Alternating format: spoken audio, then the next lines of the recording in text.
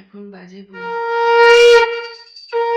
নমস্কার এভরিওয়ান, কেমন আছো? সবাই ভালো আছো? বর্ণালী লাইফস্টাইল ব্লগে তোমাদের ওয়েলকাম।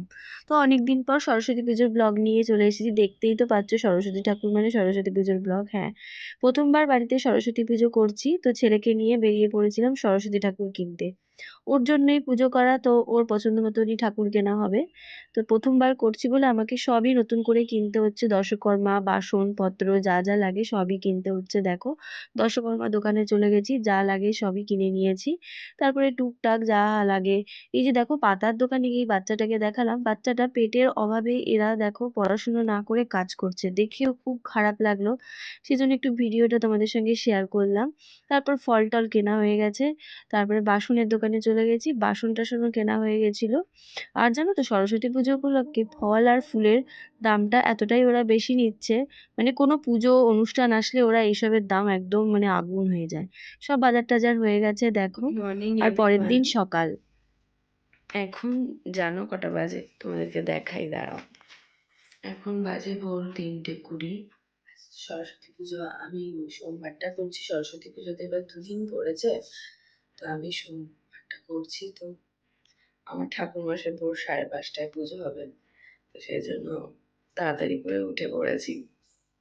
সরস্বতী পুজো তো এবার দুমতে পড়েছে। তো আমি দ্বিতীয় দিন করেছি, এই সোমবার দিন পঞ্চমীটা 9:30টার মধ্যে ছেড়ে যাবে বলে আমার ভোর 5:30টায় পুজো হয়েছে। তোমাদের তো দেখলেই বলেই দিলাম। চান টান করে নিয়েছি, হলুদ টলুদ মেখে ছেলেকেও চান টান করিয়ে দিয়েছি। তারপরে দেখো ঠাকুরটা বসিয়ে দিলাম, মানে ওই সরস্বতী ঠাকুরের যা যা লাগে করে নিচ্ছি। আমি তাও জানো রবিবার বিকেল বেলায় আমি অনেকটা এগিয়ে রেখেছিলাম, কেন আমার 5:30টায় পুজো হবে বলে। ভোরবেলা সকালের দিকে সময় পাবো না একদম করার। কিছু কিছু যেমন আলপনা, ফল টল ধুয়ে রেখেছিলাম, সব আমি আগের থেকে রেডি করে রেখেছিলাম, কেননা আমাকে একা হাতেই করতে হতো। আমার হাজবেন্ড আবার সেদিনকার বাইরে চলে গেছিলো শিলিগুড়িতে, সেজন্য একা হাতে করব বলে আমি আগের দিন কিছুটা রেডি করে রেখেছিলাম। তারপর ভোর ওই দেখালাম তো, বললামই তো 3:30টায় উঠে দেখো এই সব সাজিয়ে গুছিয়ে নিয়েছি, ফল টল কাটা। তো আমি প্রথমবার এই একা কোনোদিন নিজে কিছু পুজো করছি, বড় পুজো বলতে গেলে সরস্বতী পুজো। তো আগেই আমি শাশুড়ি মা আমার মায়ের কাছ থেকে জেনে নিয়েছিলাম কি কি করতে হয়। দেখো আমার গোছানো রেডি। সব কেমন লাগলো জানিও, প্রথমবার সরস্বতী পুজো গুছিয়ে করেছি। তো তোমরা কমেন্ট সেকশনে জানিও কেমন হয়েছে গোছানোটা।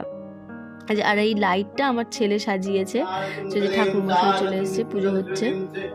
ओम विष्णुनि श्रीदेवं सालो श्रीसुन्दरि श्रीदेवं सालो ओम विष्णुनि श्रीदेवं सालो सुं श्रीदेवं श्री ओम विष्णारतुं श्रीदेवं सुं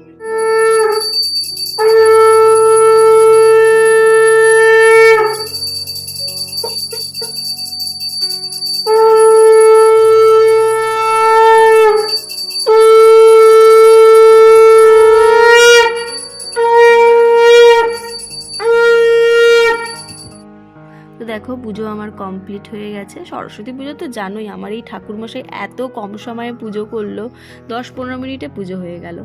তো দেখো আমার পুজো কমপ্লিট। ব্লগটা আর বেশি বাড়াচ্ছি না, এখানেই শেষ করছি। ভালো লাগলে লাইক কমেন্ট করো অ্যান্ড সাবস্ক্রাইব করতে ভুলো না। টাটা, অন্য একটা ব্লগে দেখা